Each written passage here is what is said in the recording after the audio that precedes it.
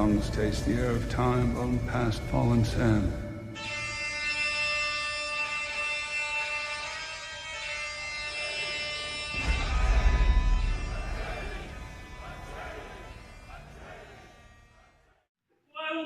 Do you know what? I hate all the people here. Yeah, they're all dicks, man. Hello again. Hi again. How's it going? Yeah, It's been a while. It has been a very long time since We we've keep done saying we were going to do it, and then this. Yeah, I know. As a matter of fact, there's one question later on where I picked an answer that has become very relevant recently. But I actually wrote the question and the answer like before it became relevant. It looked like I'm choosing it a bit, but I'm not. That's all good. Hit me. Okay. Last time you asked me a bunch of sort of Viking-themed questions. Yeah, I was pretty heavy on the Viking stuff. Well, it pushed me out of my comfort zone quite a lot because it's not something that I know a whole deal about, but I really enjoyed that. Okay. So this time I've tried to add in. I was going to say, you're going to do the same to me now. Okay, I've tried to add in a load of flavour anyway. I mean, there's nothing like super outlandish, but you know. Okay, so number one. This is a pretty simple one to start off with. This is duel 1v1. It's in an arena, so there's no running away or anything like that. All right. And it's going to be a mystery opponent with mystery weapon and gear. You don't know anything about what they've got. Dang.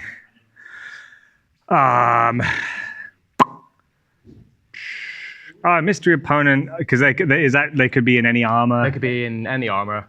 They could have any weapons. I mean, it's medieval Renaissance. They're not going to. It's like a shotgun with a slug. Is that an option? If I'm gonna go with a weapon, I'll probably go. I want probably a pole arm, and then because it might, if it's like an armored person, a spear would be fine. But if it's an armored person, I'd want to have the option of probably something like a warhammer. Oh yeah. Yeah, with axe and probably hammer or no. I think I'd go axe, crow's bill, spike. With a butt. Just essentially, you're talking about poleaxe, basically. It's just poleaxe, yeah. Which is the same answer we always give. Yeah, I know. And it's the one that I gave. Yeah, that's why I probably do, just because I don't know. Like, I don't know. Like, it could be literally anyone, and like, I want to cover all bases. So something that's like pretty, because I could do a guy in who's not wearing armor, one of those. I could probably do a guy in who is wearing armor, one of those. So yeah. I think that's what I'll go with. It's the exact same reasoning I gave. I'm not going to harp on it too much because we both know that we both really love poleaxes. They're very versatile. Yeah, Matt Easton just come back from Tewkesbury, and he's going on about how good they were as well. Yeah, he got to have a go reenacting with one. Yeah, and he was using it to pin spears to the ground and things. You know, does a bit of everything, hooking. Yeah, you know. I did see that, and again, I did write these questions like way before that came out. I'm not. You're like, damn you, Matt Easton. I came up with my own thoughts this time. Yeah. Plagiarism is the highest form of flattery, I hear. Sure. Let's see what their lawyers say. Okay, fine. Number two then. This is unarmored combat. Okay. And it's versus 4 unskilled fighters, and they're going to have the same weapon as you. 4 unskilled. 4 unskilled, same weapon as me. Ooh, that's a good one. 4 unskilled, same weapon as me. What would I want to do? It's a tough one. Right? That is a hard one. You want to pick something that you think you. I'm trying to pick something that like the learning curve is really steep on. Yeah. Because if I pick, everyone knows how to use an axe. You know? You're not going to do well there. No.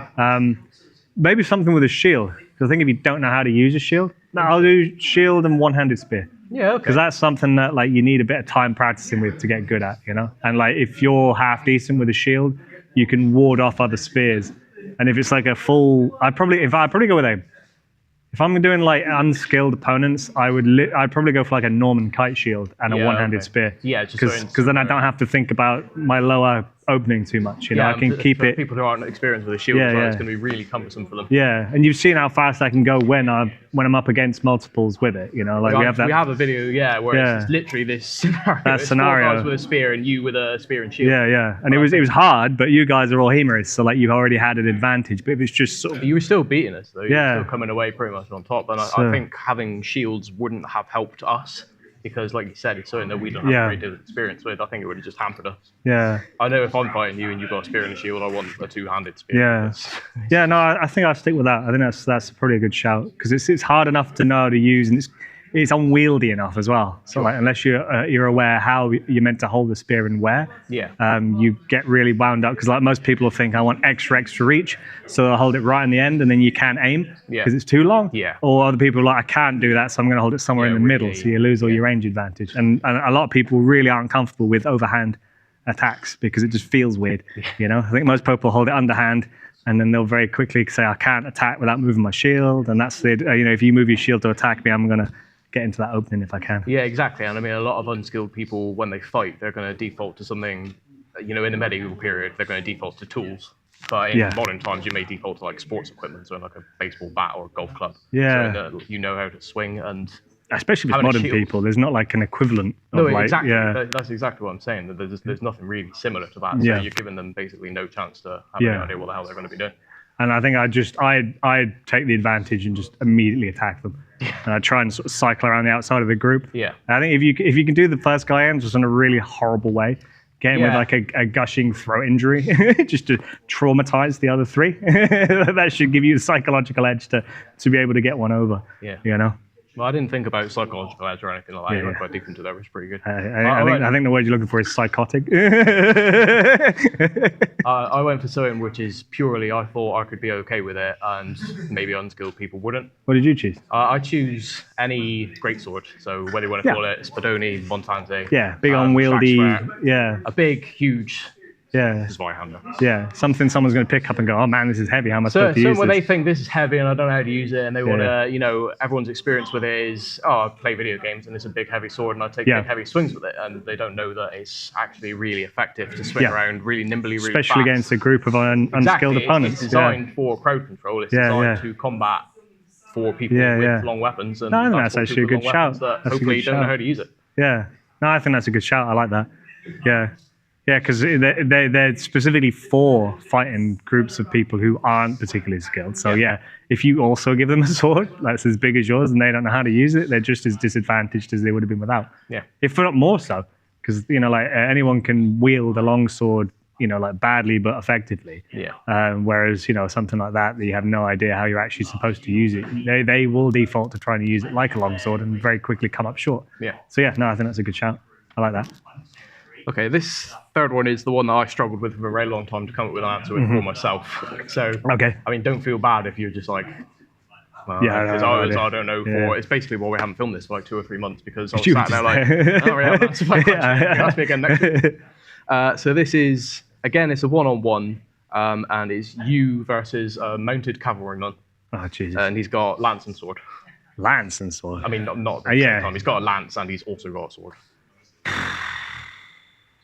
Dang.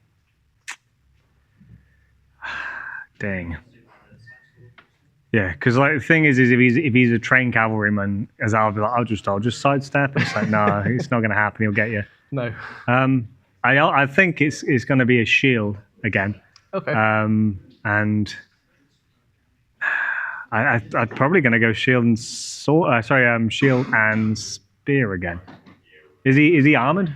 And he's up on there? Yeah, let's say like medium armor. It's not going to be like full plate, so you've got a chance to hit some match, but also he's a guy on a horse, you know, he's got money, so he's got armor. Yeah, he's probably going to be well armored. So me driving a spear into him isn't necessarily going to be super effective. All right, I'm going to go with then shield, and I'll go Warhammer. Okay. One-handed, and I'll choose one with a crow's bill on the back. Yep. And I think my plan, hold my beer, it would be as the lance is coming, if I've got a shield, I'll opt for something like I don't want a heater shield. I'll probably go Norman Kite again just because it's big, you know. And I think I'll try and, as his lance is coming in, receive the lance on the shield while swinging the warhammer and try and like embed it in him as he's going past, and hopefully like the combined force of him coming towards me, because I'm going to lose it. I won't lanyard it. It's going to stay in him. And hopefully that'll be enough to unhorse him, and then I might have a chance to get to grips with him while he's on the ground. Well, yeah, sure, because if he's coming at you, it's the power of your swing, and it's also the power of whatever speed he's going towards you. That's also going to count towards your hit. You get a good hit on him. Yeah. No, I think that's probably I mean, I don't think there's a great answer there. I think you're pretty much screwed. Again, Warbow? it didn't even occur to me to say something rangeless. Yeah, maybe a bow or a crossbow. Yeah. But then you got to get that first shot. You have to. This is another one where I got hung up on poleaxe for a very long time just because I couldn't think of anything. So bolus. But I eventually thought, well, maybe a halberd instead of a poleaxe. Yeah. It's slightly longer, and I think it's probably got a little bit better hurting advantage. Because I wanted to have something to drive up against him, to try and do that. But it's like, I can work out how I'm going to get him all day long. It's just how I'm going to deal with the lance, Yeah, I know. That's the thing that's bothering me. I think if you had good technique, you could maybe sort of displace it and thrust, with a halberd. But I think that'd be very much a case of you're going to have to be like lightning precision with that. Otherwise, I've got one chance. And I mean, even if I get that one chance and get him off the horse, he's still probably going to kill me. Well, yeah, if he gets up and just draws sword and you're there, probably with a really badly hurt arm at this point because you've just taken a whole dude on the end of your spear. I did briefly consider something that might be effective against the horse, but it felt like 1 second before I thought, I don't really want to kill the horse. The thing is, I don't want to kill the horse. Yeah. Well, I mean, I've got no qualms about that. It's just the lance out distances the horse. Like the lance is arriving first. Yeah, so like, yeah, I just think you're screwed. Yeah, I also think it's what I'd pick, but I'm not expecting that to actually be effective. No, I wouldn't fancy that. No. Yeah, no, I don't like them odds. All right, cool. I spent a while for this one writing like this big whole scenario before I realized I was just being a total weep. You're European and you're going to Japan and you're going to fight a fighter with the sword, which is commonly known as a katana. Yeah. Are they going to be in like the correct term? I'm not going to get into it. Are they going to be in their armor, like fully armored? Yeah, sure. You can pick a weapon. To go against weapon and shield or whatever, and your basic. I think to be honest, like I would quite like to go up against that. Assuming, can I have like the equivalent armor? Sure. Yeah, I think I'd probably go for European longsword, and just settle the debate. Okay. Settle the debate once and for all. Yeah. Okay. Fine. Because I just think like if armor equivalent, you'd stand a good chance, especially if you're using like a gorget and chainmail to cover your gaps. Yeah, that's the thing. Yeah. Because depends on what period you're fighting. Yeah, they do have armor where they have a breastplate there, and then there's their tassets. I forget the Japanese name, but then there's like just fabric there. Yeah, because I think I'd having been to museums and seen their kind of armor in display. The hand protection always seems to be a little bit on the thin side. Yeah. So I'd probably try and snipe and hand because they haven't got good cross guards either. No, I know. Yeah. And I think because obviously like the primary weapon for them is going to be a spear, but if they're down to a sword, they're sort of at a disadvantage because like a lot of folk are going into battle with the longsword being their primary.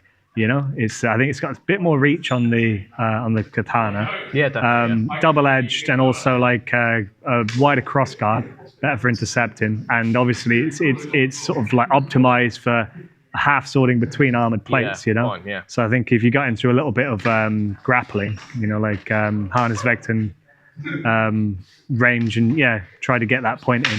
And also like I'd probably go for a decent neck protection. And I'd probably keep it open-faced so I could see what was going on. Maybe have it so I was covered up to the nose. But I'd want to have pretty decent vision because their speed is going to be a freaking problem. Yeah. And because like they're probably going to be a bit more nimble than I am. Also, like I could use a Talhoffer. Like I've seen their foot. I've seen their foot armor. Yeah, exactly. The foot. Yeah. So maybe I'll just pull out all of the dickish moves. Yeah, fine. Yeah. No, I think I fancy my chances with a longsword. If it was like an equivalent opponent, I think I'd fancy my chances with a longsword, especially if I was in the equivalent armor. But still, I think it's going to be a hard fight. It's definitely going to be a hard fight. Yeah. I mean, I went for a very similar flavor to you here. I thought this would be a nice time to bring up the Kriegsmesser, which a lot of people say is like the Euro katana. Yeah. I get that. It's similar to a longsword. It's the same sort of size, and it's got the same crossguard, which, in my opinion, is better than a Tsuba. And it's also with the Messer, it's got that naggle there, that if that's a nail, then crossguard coming out. Plus, it's longer. Yeah. And apart from that, it's in my opinion, in this fight, if we're just going weapon versus weapon, it's basically the katana, but every bit of it's been upgraded. Yeah, don't tell the weebs. Okay, number 5. I'm hoping this one's interesting for you. You're going to be fighting a Viking. Oh shit! You can't pick any Viking equipment. Dang. You don't have to pick 4 weapons here, but I've said that the Viking is going to have like a Viking sword, the short one-handed sword there. They're going to have a Viking-style shield with the grip in the middle. Yeah. A small hand axe, and also a one-handed spear to start off with, which I probably should have put up. Yeah, so they start with the spear, and then they've got two primaries to fall back on. Okay, and I'm round shield. What armor are they wearing? Are they in chainmail and helmet? Mail and helmet, yeah. Okay. It's basically your reenactment armor, which I'm yeah. Okay, cool. Okie dokie. And I mean, you can have similar armor here as well, obviously. Yeah. Well, I'll go for mail shirt, and I'll go for a conical nasal helm as well. Fine, yeah. Just so we're on an even footing, because that's fairly ubiquitous all the way through to like the Normans. Yeah. And then what am I going to use against? Because he's starting out with his single-handed spear. Can't choose Viking weapons, which is hard because like. I know that's every thought going through your head there, but you put me through. Oh, here's that's fair. That's fair. Yeah, I'm sorry. Here's not a Viking scenario. Deal with that. All right. Okay. Cool. So like, I'll tell you what then. So I'm wearing chainmail. He's got a single-handed spear. That's going to be a freaking problem for me. I would. Oh, you bastard! I'm thinking now that's a Viking weapon. It's a single-handed spear. I need to try and deal with that to get to him. I reckon because I'm not gonna opt for a shield. Okay, that's really bold. So I picked a shield. Did you go shield? Did you? I picked a rotella because I thought it's similar to a Viking that's shield, what I was thinking. In my opinion, for me, the 2 straps here holding it and the strap on your arm, it's easier for me to use than the one-handed center boss shield. So for me, it's like a similar shield, but more to. My thing with it is like I'm because he's gonna. I'd opt for a round shield, but the other shields that I choose are arm strap, and I want the ability to cast it off if I need to. Fine. Yeah. I don't want to choose a buck. I tell you what, I'll go for a target. Oh right, a slightly bigger version of the Taj.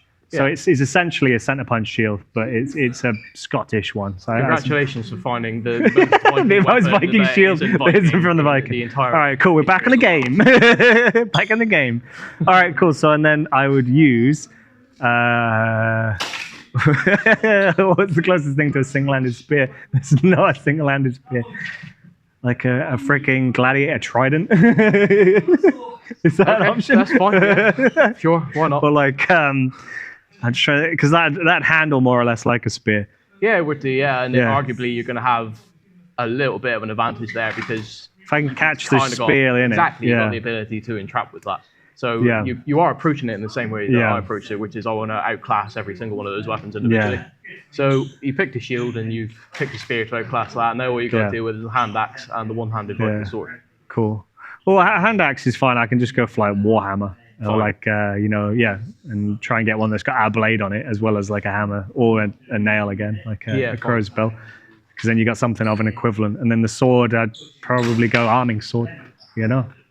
Well, I mean, I picked arming sword as well because it's a very similar sword, but essentially from 500 years in the future. So it's just it's just that crossguard. And slightly pointier. Nice probably better metallurgy. Exactly. Yeah. No, I think that's the sound bet. I'm not convinced about the trident. I just can't remember the names of any other sort of like spear-like.